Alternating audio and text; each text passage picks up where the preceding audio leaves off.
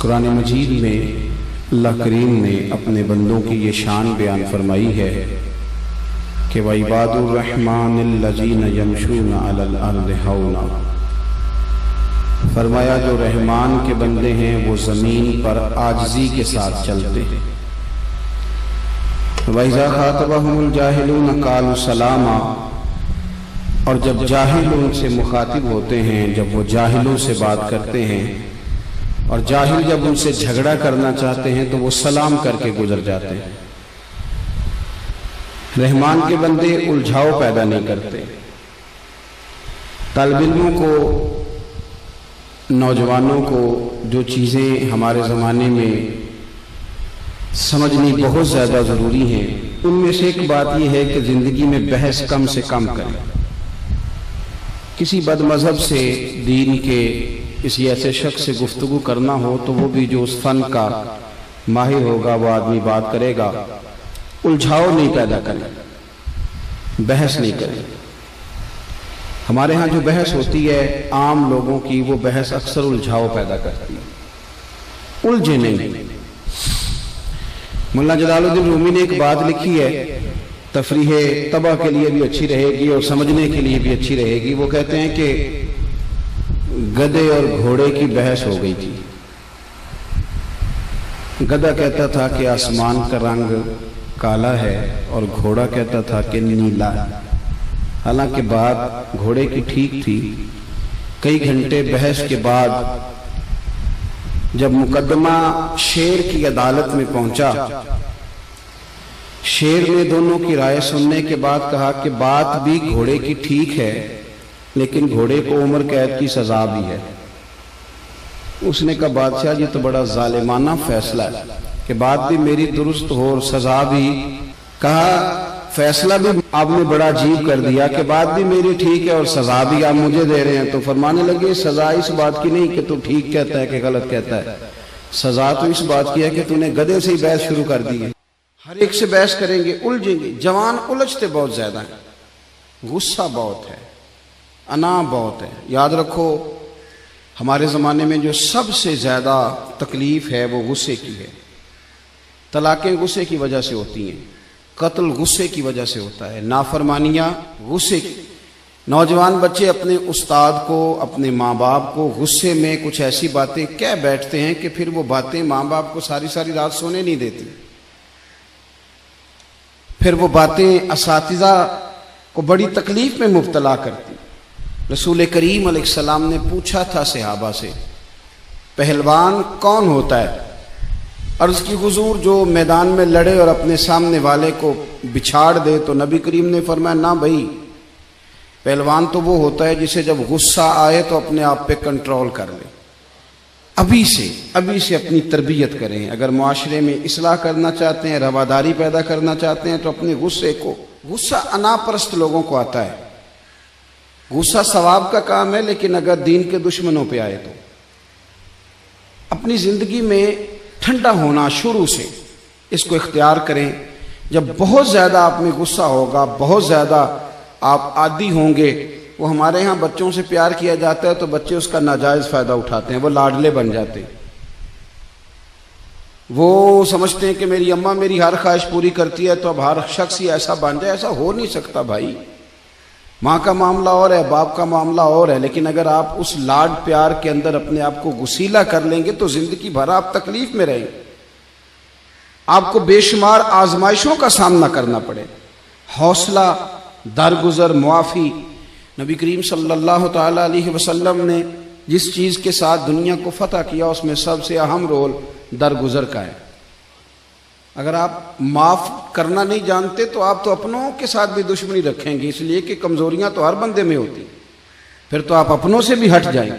زندگی میں بہت زیادہ ظرف، بہت زیادہ حوصلہ پیدا کریں۔ ایک اسلام کے جو ہیرو گزرے ان میں ایک ہیرو کا نام ہے حضرت عمر بن عبدالعزیز۔ یہ بادشاہ بھی تھے اور اللہ کے ولی بھی تھے۔ بادشاہ وقت ہونے کے باوجود نہ رات کو 2 گھنٹے وقت نکال کے تو ٹوپیاں سیا کرتے تھے، ٹوپیاں سیتے تھے، کھگے کی ٹوپیاں بنتی تھیں، کھجور کی چھال کی وہ سیتے تھے اور بیچ کے گزارا کرتے تھے۔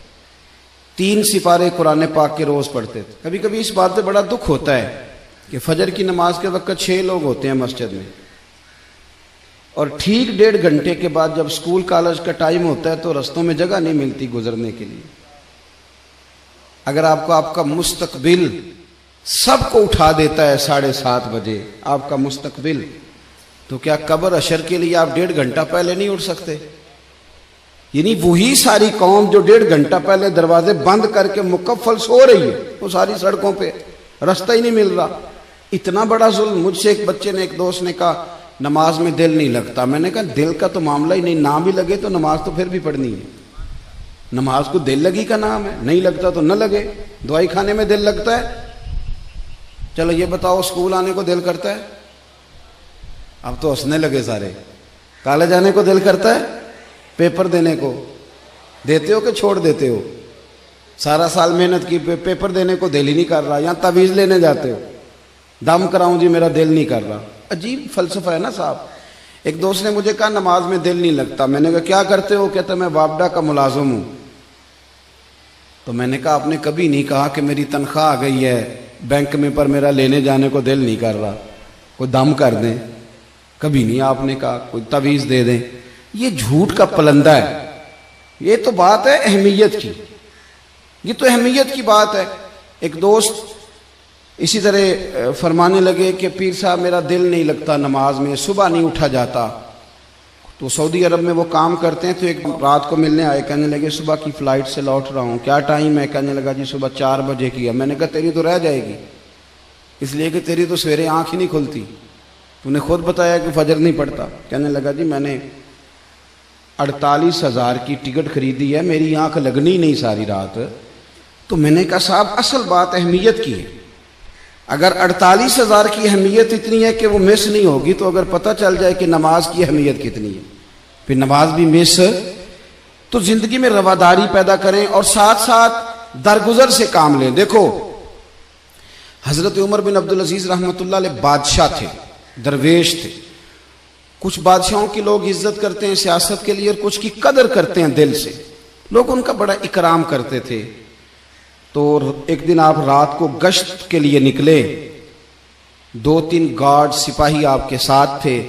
उस जमाने में लोग लकड़ी के जूते पहनते थे, और लकड़ी का जूता अगर मोटे ताजे आदमी ने पहना हो, जैसे आजकल ये बाटा के जूते होते हैं बड़े सख्त, को मेरी तरह का सेहतमंद आदमी पहना हो और किसी के पैर पे पैर रख दे तो सामने वाला बेचारा बड़ा बेहाल हो जाता है।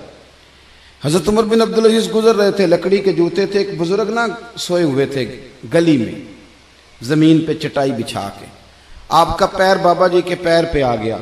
इस तरह की जब हंगामी सूरत हाल होती है ना, इमरजेंसी की, मोटरसाइकिल से मोटरसाइकिल टकराए, तो सामने वाला जो पहला लफ्ज कहता है ना, वो ये होता है कि नजर नहीं आता।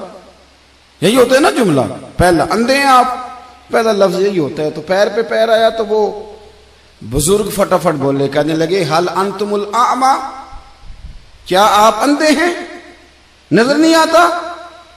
उनको पता नहीं था मैं बादशाह को कह रहा हूं। वैसे ये जुमला अगर किसी ने हमें कह दिया तो हम तो इसको गाली समझेंगे, फिर हम उसे कहेंगे तू मुझे जानता ही नहीं। उन्हें मां बदौलत को कह दिया, इतनी तेरी जुर्रत, ये पता नहीं कि कितने बड़े कॉलेज में पढ़ता हूं, कितनी मैं मोटी फीस देता हूं, परसों मेरे अब्बा ने नई मोटरसाइकिल खरीद के दी और मुझे ही तूने कह दिया कि अंधा हूं। हजरत उमर बिन अब्दुल अजीज को जब कहा ना कि क्या आप अंधे हैं, तो आप फरमाने लगे नहीं बुजुर्गों मुझे नजर आता है। वो जो साथ वाले थे ना गार्ड, उन्होंने तलवारों पे हाथ रख लिए। आपने फरमाया क्या करने लगे हो? कहने लगे हजरत कुछ गुस्ताखी की, आप अंधा का है। आप फरमाने लगे नहीं उसने तो कुछ भी नहीं कहा। कहा हजरत साहब कहा है उसने आपको अंधा? फरमाने लगे नहीं कहा उसने मुझे अंधा। जनाब कहा है। आप फरमाने लगे बात तुमसे कर रहा था कि मुझसे कर रहा था? कहा जनाब आप ही से कर रहा था। तो फरमाने लगे उसने तो एक सवाल पूछा है, उसने पूछा आप अंधे तो नहीं? तो मैंने कह दिया नहीं मुझे नजर आता है, इसमें झगड़े वाली कौन सी बात? ये तो सादी सी बात है कि आप अंधे तो नहीं। तो मैंने कहा नहीं मुझे। तो हमने कितने झगड़े बना लिए, सादी बातों पे भी झगड़ा, हर बात पे बहस है, उलझाओ। जो लोग अना का बुत बना के उसे पूजते हैं ना, वो दुनिया के सबसे कमजोर लोग होते हैं। जो इज्जतें मांगते फिरते हैं, एहतजाज करते हैं कि मेरी इज्जत करो, लड़ाई करते हैं कि तुम मुझे इज्जत नहीं देते, भीख मांगते हैं कि मुझे इज्जत दो, कभी इज्जत नहीं मांगे। काम ऐसा करे जिंदगी में कि इज्जत करने को दिल करे।